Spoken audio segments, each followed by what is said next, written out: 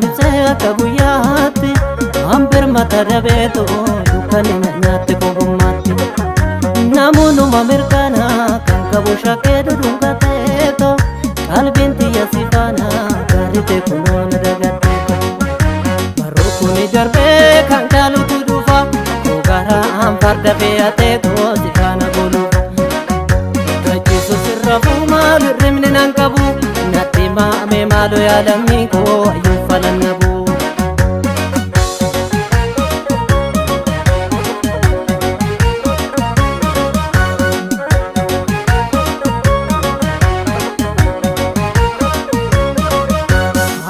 bada benje kama kunjala luma more kama duka baya tu ya idle shaget miraki atundle arabana tata yo narge illa lu dandaye ije shage akkan kana nabduna zau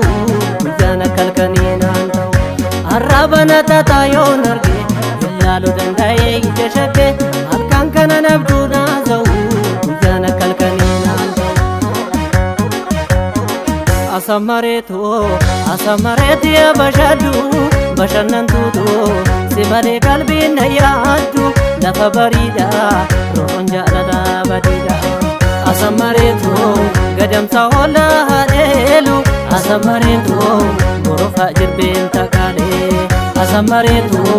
gadi jaalala na hiite asamareetu bobbayi galuu wallaalee sirratti jigee qaama tokko taane waliin marru karuu gurraa jaalala mi'ooftu waliin dhamannu sirratti jigee qaama tokko taane waliin marru karuu gurraa jaalala mi'ooftu waliin dhamannu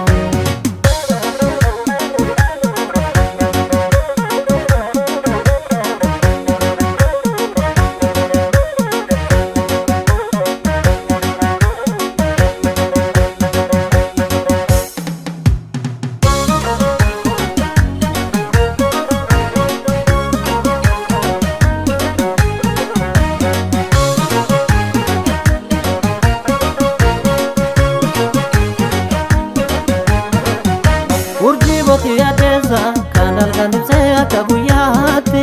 hambir mata dabeeto dukkani nyaatti kogummaatti namuunuma mirkana kan qabu shakkee dudungateeto qalbiin tiyya sifaana gaarite kunoona dagatteeto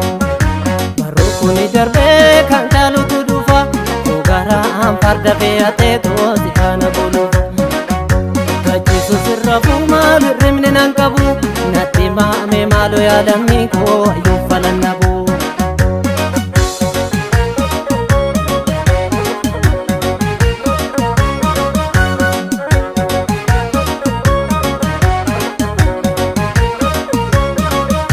hanirri bada benje kama kunjala luma more kama duka baya tu ya idle shaget miraki atundle arabana tata yo narge lalu dandaye ije shage akkan kana nabduna zau jana kalkani nan tau arabana tata yo narge lalu dandaye ije shage akkan kana nabduna zau jana kalkani nan tau asamareetu ya bashaddu bashannantuutu